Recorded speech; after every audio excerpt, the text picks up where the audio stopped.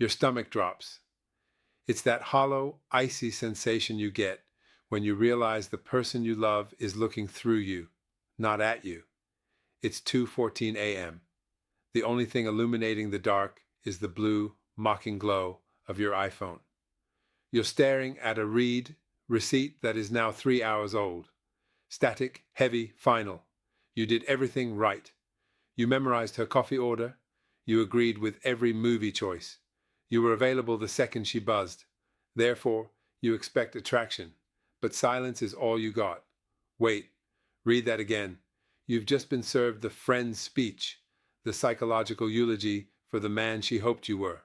You think you're being nice. In reality, you're being a narcissistic manipulator. Look, I know that burns, but it's not your fault. You were lied to. You were taught that compliance is kindness and that being a doormat is the price of admission. But that lie is exactly what's killing her spark. You aren't being a partner, you're being a shadow. The satellite trap. Think of Mark. Mark spent $6,400 on a week-long Bahamas cruise to save his relationship. He was the perfect boyfriend. He fetched the drinks, he took the photos, he smiled while his self-respect evaporated into the sea air. But by day 3, Maya was looking right through him. Why? Because Mark had no gravity. He had traded his hobbies, his gym sessions, and his mission for her schedule. He became a satellite orbiting her sun. Therefore, the version of Mark she fell for vanished. I know some of you are typing right now that Mark was just being supportive. Go ahead and tell me why I'm wrong in the comments. But before you do, look at the gravity gap. Predictability is the silent killer of the soul. If she can predict your next 10 sentences, the spark is officially dead. You've been living the script, the same Friday ritual, the same Italian spot, the same boring safety.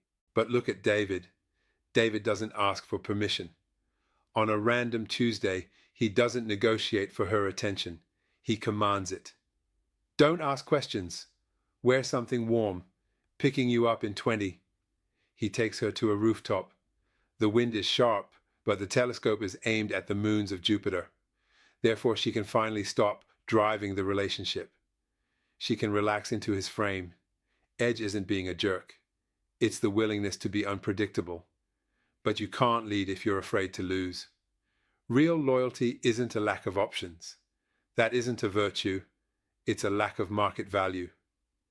The social magnet catches his partner's eye from across a crowded party and gives her a wink. That wink is a status shift. It tells her, I have the world's attention, but I choose you.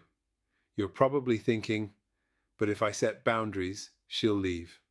But the truth is the opposite. James sat for months while Maya was 30 minutes late to every date.